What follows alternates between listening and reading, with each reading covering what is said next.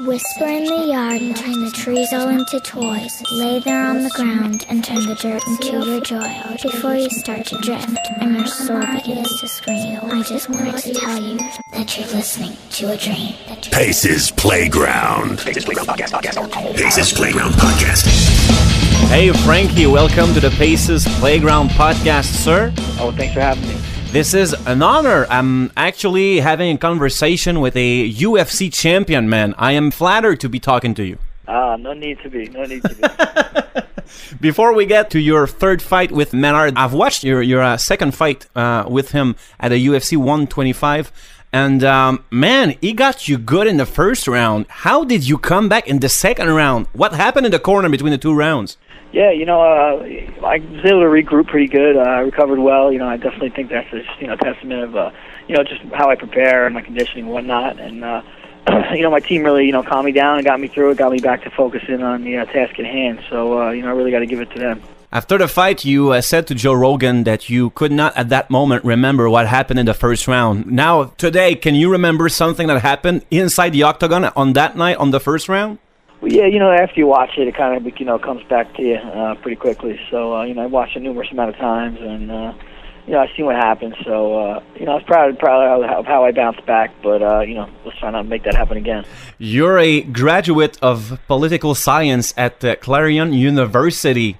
How come someone interested in politics gets involved into MMA? Well, I guess politics is kind of a fight as well, right? No, I just I didn't think I was going to get into politics or anything like that. It's just something I decided to study. Caught my interest at the time. I kind of after graduating, I went to the plumbing field. My father had a plumber company, so that's what I originally was doing. I'm not much of a political science guy, to be honest with you. If you were to become president then, I guess your motto would be, vote that bill, else I'm gonna punch you right in the freaking face. Yeah. Keep your hands up and your chin down, I am a pro wrestler. I've done pro wrestling for 12 years now. I am a karate black belt, and I've done that for 4 years. And since you're a wrestling guy yourself, is it hard for a wrestling-based fighter to become a natural with striking? Yeah, it was definitely a challenge in the beginning. I've definitely been in my share of little tussles, I guess you could say, growing up. But being in there, as a professional and coming from the wrestling background, it definitely was an adjustment to go from wanting to be on the ground to being willing to stand up. But I think I have a good team around me and a great boxing coach, and he's definitely helped me adapt. And now I feel 100% comfortable on my feet. How long did it take you to feel some kind of performance standing up on your feet inside of a MMA ring?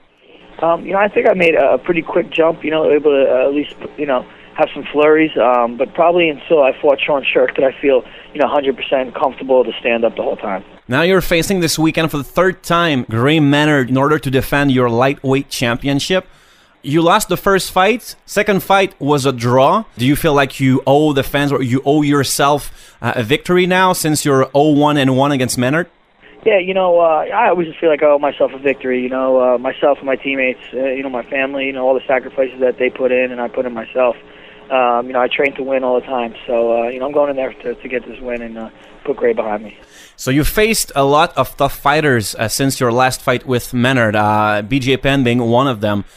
Is it obsessive to see that you've got that one guy that comes up every now and then to face you? Yeah, it's definitely good for competition. It's good for motivation for myself. I guess if you ran through everybody, you really wouldn't, have to buckle down and see what things you need to do to get better. So if anything, Gray has made me a better fighter. So what's the preparation strategy for a guy you faced already twice? Sit down with the team to see what, looking at the previous fights, see what worked, what didn't, see what he did well, and see what, things I can capitalize on. But, just got to go in there and show up on Saturday night. That's the biggest thing. Frankie Edgar, this has been a pleasure talking to you, man.